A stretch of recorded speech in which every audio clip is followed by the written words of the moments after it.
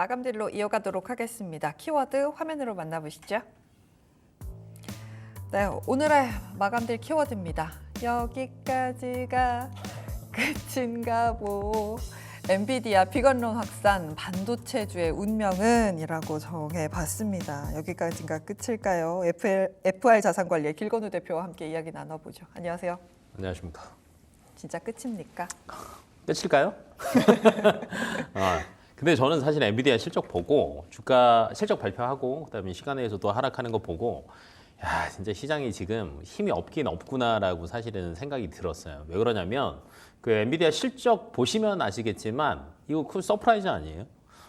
서프라이즈긴 한데 이 정도 네. 나올 거라고 모두가 예상했잖아요. 아 그래도 더 나왔죠. 예를 들면 예상치가 뭐였냐면 매출이 287억 달러였거든요. 네. 근데 실제로 나온 게 3억 달러였어요. 근데 그 정도도 사실은 이 정도도 나오지 않을까? 네. 라고 생각했었잖아요. 그 어. 컨센서스 레인지 안에 들어가 있는 숫자가 나왔잖아요. 그렇죠. 그리고 어차피 이제 그거 이상을 할 거라고 생각했는데 이거보다 더 한다는 건 사실은 대부분 이제 수출 데이터도 있고 뭔가가 있는데 그건 모바거든요. 말이 안 돼요. 근데 이게 네. 거기다가 뭐였어요? 자사주 매입하지 않나라고 얘기했거든요.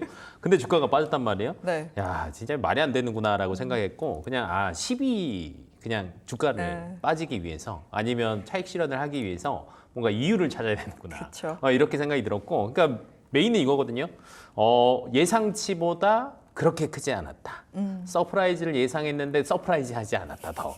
그다음에 뭐 매출 상승폭이나 이익률 자체가 또 0.5포인트 차이 정도. 예, 요거 더 나왔어야 되는데 예상치 않은 뭐 말도 안 되는 이유들이 있더라고요. 사람들이 욕심을 네. 내기 시작하니까 끝도 욕심이 없어요. 예, 그런 것도 있지만 사실은 이제 결론은 이겁니다. 최근 들어서 이제 차익 실현 욕구도 심하고 그다음에 이제 변수들이 사실은 아직은 많이 나와 있잖아요.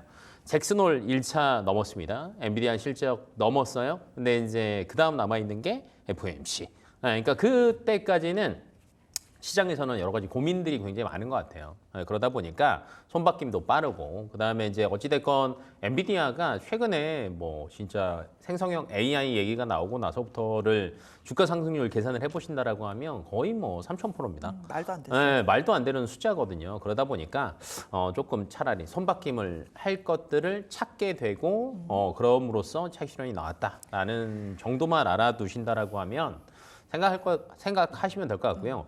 AI 거품론은 저는 아직은 굳이 그렇게 고민하실 필요는 없다. 어쨌든 차익 실현을 해야 되는 시점이니까 그냥 실적도 이유 찾은 거지. 나왔네 라면서 뉴스 갖다 붙인 거라고 말씀을 하셨는데 네. 그러면 반등의 강도가 꽤 될 거라고 보세요? 근데 이게 지금 엔비디아 차트를 딱 보시면 아시는데 기존에 140달러를 찍기는 했어요. 네. 근데 한 번이에요. 그렇죠. 한 번 찍고요. 그 다음에 레인지 안전한 레인지가 어디였냐면 그 120달러부터 130달러 때까지가 안전한 레인지를 계속 왔다 갔다 해요. 그러면 여기를 벗어나고 있지 않다라는 거잖아요. 그러면 어찌됐건 뭐 그렇게 서프라이즈를 더 심하게 하지는 않았지만 어찌됐건 실적은 안전하게 가고 있다라는 관점으로 보신다라고 하면 그렇게 많이 빠지기는 쉽지 않다. 근데 반대로 4분기에 호퍼 나오고 그리고 지금 하반기 때 아마 빅테크 기업들이 그 데이터 센터 관련해서 투자를 더 늘릴 거예요. 네. 왜냐하면 이제 올해 예정 투자 금액이 있었는데 상반기 때 50% 이하를 투자했거든요. 40%대를 했어요. 하반기 때는 50% 이상을 할 수밖에 없는 실정이다 보니까 3분기, 4분기 실적은 더 좋을 거란 말이에요. 그런 관점에서 본다라고 하면 뭐 엔비디아 하반기 실적이 안 좋을 거냐? 전혀 안 그럴 것 같습니다. 신제품 효과까지 더한다라고 하면 네. 그러면 당연히 주가가 뭐 그렇게 망가지는 건 없을 거다. 근데 이제 다만 고민되는 거는 SK 하이닉스 사시고 한미반도체 사시고 우리나라 반도체에 투자하신 분들은 뭐지? 라는 생각이 이제 그쵸. 조금 드실 수는 있다. 소외감을 느낄 수는 있다. 라는 근데 정도. 저는 쭉 들으면서 드는 생각이 엔비디아가 그런 박스권 안에서 움직일 가능성이 지금 높잖아요. 3분기 네네네네. 실적, 다음 실적을 확인할 때까지. 맞아요. 그러면 사실 삼성전자, SK 하이닉스가 오를 이유도 없거든요.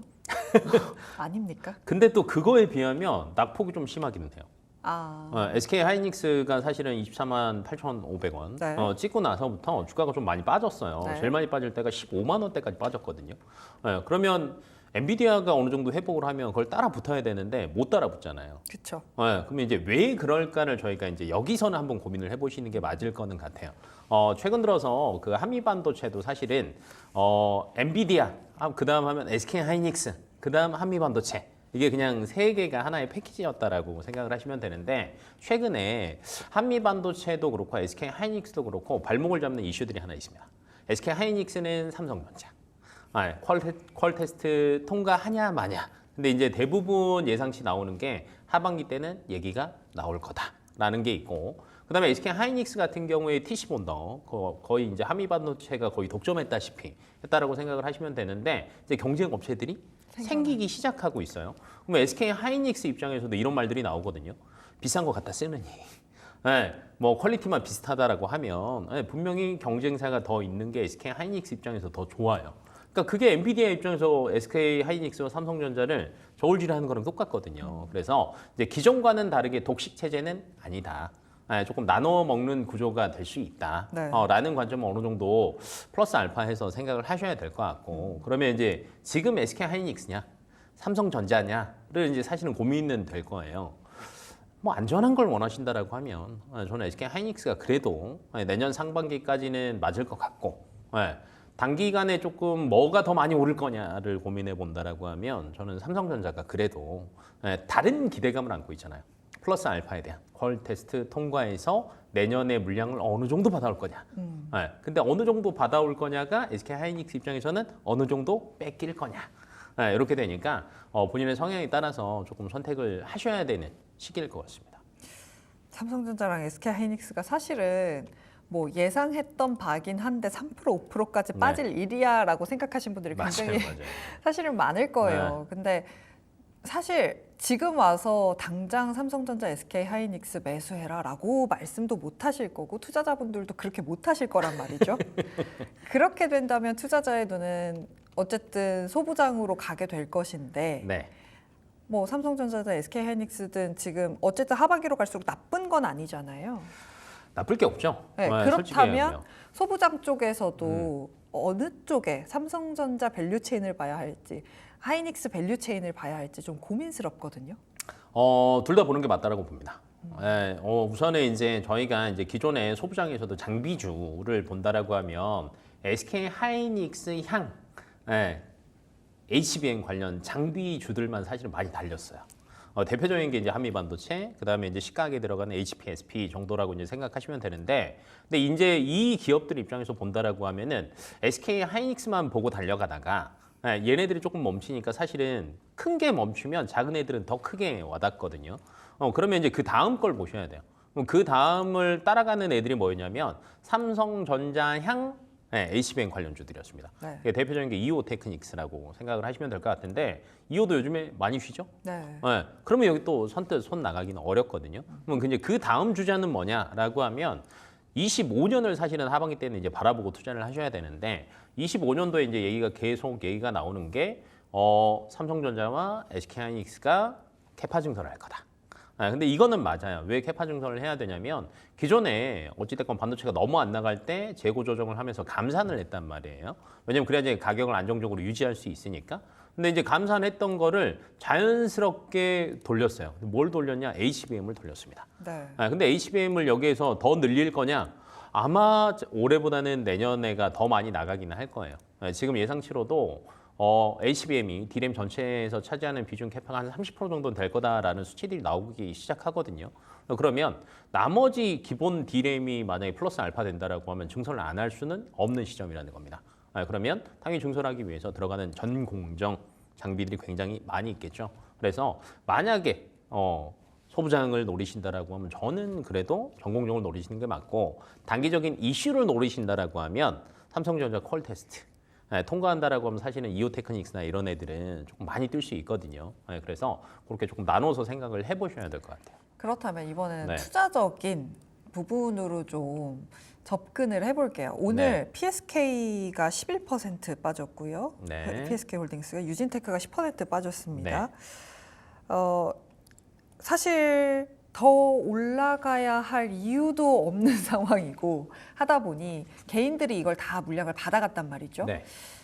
지금 사는 게 맞나요? 아니면 조금 더 기다려야 할까요? 저는 사실은 이제 더 빠지냐 마냐를 이제 고민을 해보셔야 되는데 그 전공정 장비 업체들 2분기 실적을 보시면은 대부분 1분기 때보다 반등한 기업들이 굉장히 많고요. 그 다음에 이제 삼성전자 향, SK 하이닉스 향 그 수주들도 나오기 시작하거든요.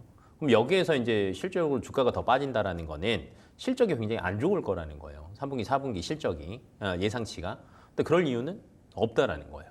왜냐하면 전공정 발주라는 거는 어떻게 되냐면 안 넣으면 안 넣지 넣다가 말진 않습니다. 네, 왜냐하면 이제 꾸준히 이걸 템포를 조금씩 늘려가거나 아니면 네. 그 템포를 유지하는 정도거든요. 왜냐하면 네. 테스트 장비지 않는 이상은. 네, 근데 지금 25년도 캐파 증설 스케줄이라고 하면 하반기 때는 전공정 관련된 기업들의 수주 뉴스가 굉장히 많이 들 수 있습니다. 네, 그리고 이제 9월 달에 명절 지나고 나서죠. FOMC에서 금리 인하 얘기까지 나온다라고 하면 삼성전자, SK 하이닉스 입장에서는 이제 저희가 흔히 얘기하는 조달금리 얘기하잖아요. 빚내서 사실은 이제 증설을 해야 되는데 그렇죠. 내 돈 갖고 하는 건 아니니까. 내 돈 갖고는 다 할 수는 네. 없거든요. 근데 빚내는 그 이자 비용이 많이 줄었단 말이에요. 그러면 하반기 때 넣어야 돼요. 왜 그러냐? 장비 발주를 미리 넣어놔야 못해도 6개월 뒤에는 받는단 말이에요. 다. 그리고 건물 짓고 뭐 하는데 6개월 걸리고요. 그 다음에 클린룸 넣고 뭐하고 하는데 한 3, 4개월 걸리고요. 그러니까 장비를 미리 넣어놔야 후 하반기 때 발주 넣어놔야 내년 상반기 때 장비를 넣습니다. 네. 그리고 또 몇 달간 테스트 돌려야 네. 되죠. 그래야 하반기 때부터 생산이 가능하단 말이에요. 그러니까 그 스케줄상 하반기 때는 전공정 장비주들한테 수주를 넣을 수밖에 없습니다. 네. 지금 금리 인하 말씀을 해주셨어요. 이걸 수급적인 측면, 시장 전반으로 좀 끌고 가서 보면 네. 금리 인하가 되면 사실 IT주가 지금 이렇게 빠지는 상황에서 오늘도 2차 전지가 올랐단 말이죠. 네. 2차 전지 사고 싶고 바이오를 사고 싶은 상황인데 굳이? 라는 생각도 전 들거든요. 이제 이건 것 같아요. 예전에, 그러니까 예를 들면 금리를 인하하기 전에는 손이 갈 만한 섹터가 사실은 그렇게 많지 않았습니다. 실적이 그나마 괜찮은 게 반도체. 그다음에 이제 K 푸드 해외에서 그렇게 잘 나간다더라. 네. 그다음에 이제 미용 의료 기기 뭐 이런 거. 그러니까 실적 괜찮은 애들만 손이 갔어요. 그러니까 섹터가 저희가 정말 많이 넓혀봤자 한 5개 내외였어요. 그리고 나머지는 다 테마라고 생각을 하시면 되는데 금리 인하가 시작된다라고 하면 손이 갈 게 굉장히 많아집니다. 네. 대표적으로 최근 들어서 수급이 많이 들어오는 바이오도 있고요. 그다음에 2차 전지 같은 경우에도 사실은 금리 인하에 대한 혜택보다는 솔직히 얘기하면 걔들은 중국에 대한 반사 수익이라고 생각을 하시면 될 것 같고 네. 그다음에 이제 워낙 저가다 보니까 외국인들이 지금 변동성 구간을 지금 한 2, 3주로 잡고 있거든요. 그럼 2, 3주 동안에 수익을 내야 돼요. 그럼 안전하게 반도체를 잡고 수익을 낼 거냐 아니면 차익 실현하고 이미 수익 봤으니까 다른 섹터 그럼 저가에서 움직이고 튈만한 게 뭐 있을까를 한다라고 생각한다라고 하면 바이오랑 사실은 2차 전지밖에 없습니다. 그러다 보니까 이제 수급이 조금 쏠리고 있다라고 생각을 하셔야 되고 큰 흐름은 아닐 거예요. 그리고 이제 금리 인하 시작되면은 건설주들은 또 가만히 있을까요? 걔들도 움직이겠죠. 그다음에 하반기 되면은 또 게임주들도 움직일 거고요. 엔터 요새 박살났어요. 근데 하반기 되면 또 엔터도 있습니다. 그래서 그 안에서는 손바뀜이 빨리 일어날 거예요. 그러면은 또 반도체는 조정을 올라갔다가 조정하고 올라갔다가 조정을 반복을 할 거예요. 그러면 이제 여기서 힌트는 이겁니다. 이런 투자할 때가 많을 때는 안전한 실적을 가져가고 향후에 펀더멘털이 깨질 섹터가 아니다라고 하면 박스를 그려놓고 이 안에서 사고 팔고를 반복을 하셔야 된다. 라는 어느 정도 이제 본인의 투자 전략 정도는 조금 잡으셔야 될 것 같아요. 이게 어쨌든 이 반도체가 박스 안에 있다는 건 지수도 갇혀 있다는 이야기고 맞아요. 이 안에서의 수급이 계속 손바뀜이 되는 상황이 될 텐데 그럴 때 오히려 흔들리지 않고 갈 수 있는 하반기 내년까지 바라보면서 갈 수 있는 게 IT가 될 거다라고 정리할 수 있을 것 같습니다. 그럼 마지막으로 종목은 뭐 보고 계세요? 종목은 사실은 그 전공정 관련 장비주들 너무 많습니다. 너무 많아요. 앞에서 뭐 PSK도 얘기했고, 네. 저도 사실은 PSK 굉장히 좋게 생각하거든요. 그러니까 네. 대표적으로 전공정 캐파 증설에 대한 수혜를 볼 수 있는 게 대표적인 게 뭐 PSK, 원익 IPS, 유진테크, 이오테크닉스, 뭐 이런 애들이 있거든요. 네. 근데 방금 전에 말씀드린 이 네 가지 기업들 같은 경우에는요, 2분기 때 실적 바닥은 이미 다 다지고 지나갔어요. 예, 아마 3분기, 4분기 실적은 조금 더 좋아질 거라고 예상이 되고 있어서 네. 사실은 이 종목 내에서는 수급을 조금 보시는 게 저는 좋을 것 같아요. 어, 그러니까 예를 들면 한 번에 다 올라갈 수는 없거든요. 그러면 최근 들어서 수급이 조금 들어오고 있는 애들이 뭐가 있을까? 네, 저는 이제 대표적인 게 그래도 이오테크니스랑 유진테크 같은 경우에는 네. 하반기 기대감이 조금 많이 나오고 있어요. 그다음에 증권사 리포트도 보시면은 소부장에서 전공정 리포트가 사실은 별로 안 나왔었는데 요즘 나오기 시작하거든요. 근데 여기 이제 대표적으로 많이 들어가는 종목 중에 하나이기도 합니다. 그래서 뭐 특정 종목보다는 전공정 전반적인 장비주들 중에서 실적 좀 괜찮은 애들 한번 골고루 보시면 저는 좋지 않을까. 섹터 플레이가 가능하다라고 충분히 가능합니다. 생각하면 되는 네. 거죠? 알겠습니다. 네, 전공정 파트 내에서 섹터 플레이가 가능할 것 같다. 그 중에서도 실적 좀 나올 수 있는 종목들 보자라고 말씀을 주셨습니다. 지금까지 FR자산관리의 길건우 대표와 함께했습니다. 고맙습니다. 네.